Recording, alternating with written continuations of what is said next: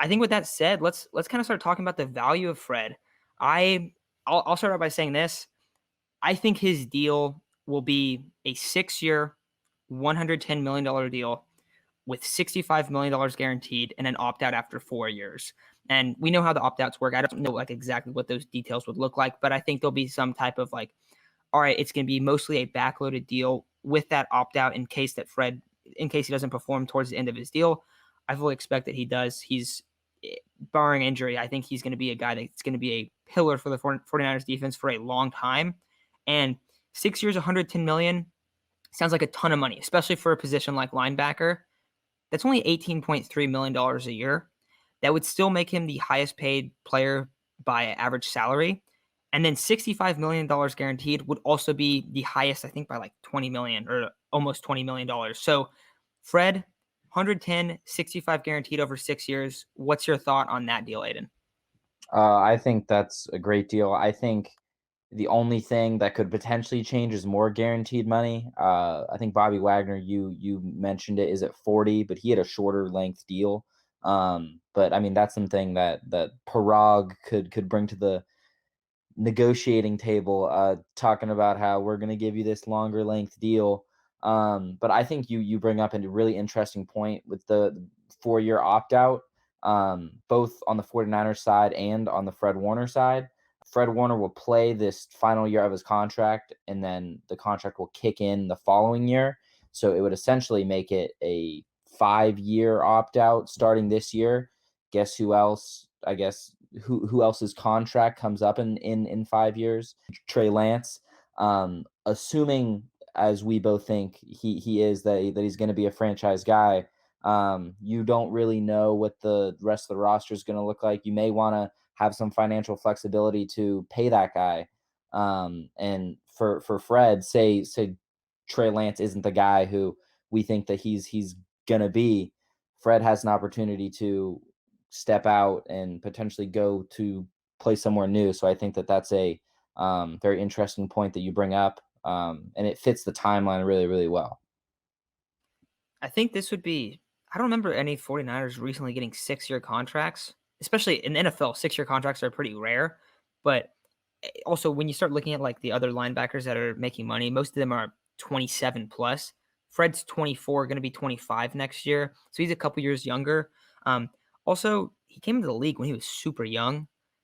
Ton of starts. He has the resume to make that big deal, but he's just like 2 years younger than everyone else, which is obviously a plus for him. But I really like that $110 million, massive amount of money. I think I might even be a little bit high on the guarantees. And when we were initially just kind of talking about the contract, we weren't sure if that was too much or too little. And then you kind of look at the other linebacker salaries, it's really not that much. So, and I'll just compare it to a couple other deals. Miles Jack, who I think is a tremendous player, he has a $57 million deal. He's making 14.2 million a year. Levante David is only making 12.5 million. CJ Mosley's making 17 million. Bobby is obviously the leader in that in average per year, which is at 18 million, but he only signed a 3-year deal. So I even think I could be a little bit high on this contract. And I don't know if that's the case, but I think for the 49ers, I think they really, really want to lock him up. And maybe I think it's more likely that he'll make over 18 million and then have less guarantees than it is that he'll make more than 65 million and the contract will be less. Because we've seen how the Niners work contracts. It looks like they're making a lot more than they really are going to make or see. So I do think that it's likely that that 65 million could even be lower.